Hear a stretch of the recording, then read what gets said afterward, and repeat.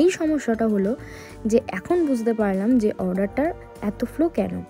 ব্যাপারটা হয়েছে কি, আমরা এত ফ্লিপকার্ট থেকে বা মিশো থেকে মেল আসে যেগুলো চেক করে ওঠা হয় না, কারণ এতই মেল আসে। এবার আরও তো অন্যান্য জায়গা থেকে মেল আসে, কত মানে সারাক্ষণ কি আমি মেলই চেক করব? তাই মেল চেক করা আমার হয়নি। তার মধ্যে দেখছি হঠাৎ করে, এটা আমি বুঝতে পারছি না যে ফ্লিপকার্টের মানে টেকনিক্যাল কোনো ফল্ট মানে প্রবলেম হলো, নাকি এরকম গ্লিচ চলছে, নাকি মানে মেল করেছে আমরা দেখিনি হয়তো মেলটা। তো যাই হোক, মেন কথাটা হলো হঠাৎ দেখাচ্ছে যে যারা যারা ফ্লিপকার্টের অর্ডার এক্সপ্রেস মেরে রেখেছে, সেটা আগে হতো কি একদিনের মধ্যে আমি যদি এক্সপ্রেস মেরে রাখতাম তাহলে আমাকে একদিনের মধ্যে প্যাকেট করেই প্রোডাক্টটাকে রেডি করে বের করে দিতে হতো, ডিসপ্যাচ করে দিতে হতো।